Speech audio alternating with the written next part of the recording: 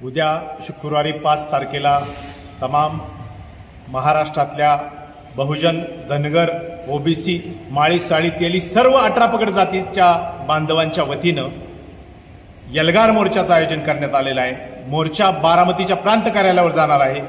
गेल्या 5 दिवसापासून या संदर्भातली जय्यत तयारी सुरू आहे। महाराष्ट्रामध्ये वातावरण ढवळून निघालेलं आहे आणि शेकडो नव्हे तर हजारो बांधव आज येत्या 24 तासात बारामतीच्या परिसरात असणार आहेत। प्रश्न असा आहे की ज्या जरांगे पाटलांनी धनगर समाजाविषयी अपशब्द वापरला, ओबीसी समाजाची चेष्टा केली, आज हा ओबीसी समाजाचं आरक्षण धोक्यात गेलं, या सर्व बाबी लोकशाही पायदळी तुडवून संविधानाचा अनादर करून शिव्याशाप देऊन समाजामध्ये फूट पाडून जरांगेंनी जे पद्धतीचं आंदोलन उभं केलं आणि त्यात जरांगे यांचेच पिलावळं आज चिलेपिले समाजामध्ये शिव्या देऊन, आई बहिणींच्या शिव्या देऊन वातावरण कलुषित करत आहेत। आणि म्हणून अशा व्यक्तीला, अशा प्रवृत्तीला ठेचून काढण्यासाठी त्यांना तात्काळ अटक करावी आणि ओबीसीच्या आरक्षणाचं रक्षण कशा पद्धतीने करणार हे देखील आज महाराष्ट्र सरकारने स्पष्ट करण्याची गरज आहे।